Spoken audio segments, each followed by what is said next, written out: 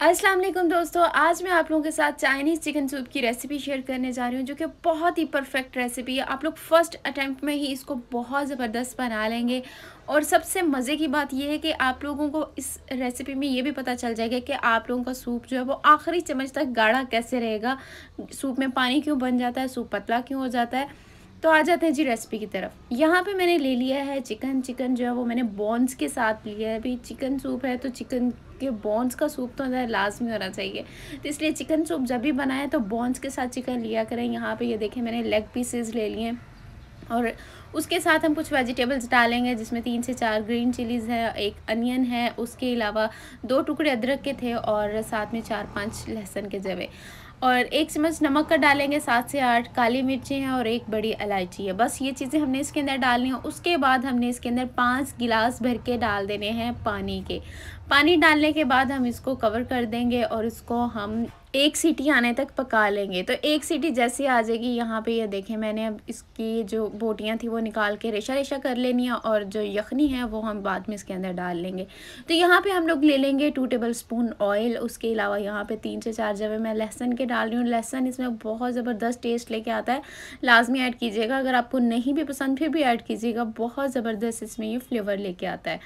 तो 1 से 2 मिनट के लिए इसको हम इसके अंदर हिलाएँगे। उसके अलावा हम इसके अंदर सब्जियाँ डालेंगे, जिसमें मैंने गाजर ले लिए, 1 छोटे साइज़ की थी, 1 शिमला मिर्च ली है मीडियम साइज़ की थी और थोड़ी-सी बंद गोभी ली है।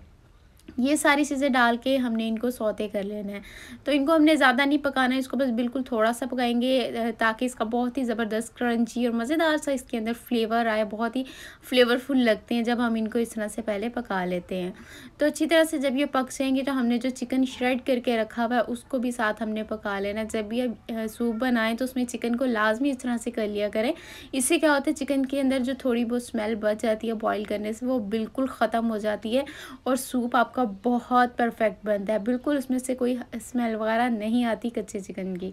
तो इस तरह से आप लाज़मी किया करें, इससे आप लोग देखेंगे कि आपके सूप में कितनी ज़्यादा तब्दीली आती है। तो यहाँ पे ये सारी चीज़ें जो हैं इनको मैंने 1 से 2 मिनट के लिए इस तरह से सौते कर लिया अच्छी तरह से।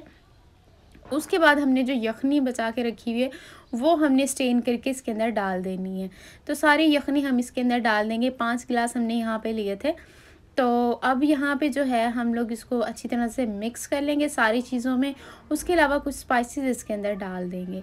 अच्छा, स्पाइसेस में मैं यहाँ पे ले रही हूँ ब्लैक पेपर पाउडर, काली मिर्च का पाउडर। उसके अलावा थोड़ा सा नमक है, थोड़ा सा चाइनीज़ साल्ट है, ये लाजमी ऐड कीजिएगा, बहुत फ्लेवरफुल लगता है। उसके अलावा मैंने डाल दिया इसके अंदर चिली सॉस 2 टेबलस्पून और सोया सॉस डालेंगे 2 टेबलस्पून, विनेगर डालेंगे 2 tablespoon.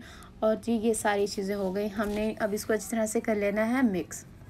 I think soya sauce यहाँ पे स्किप हो गया जब मैंने इसके अंदर डाला था, लेकिन आप डाल लीजिएगा। अब हमने 1 ग्लास इसके अंदर पानी का और डालना है और इसको कवर कर देना है तकरीबन 5 मिनट के लिए, बिल्कुल लो फ्लेम पे।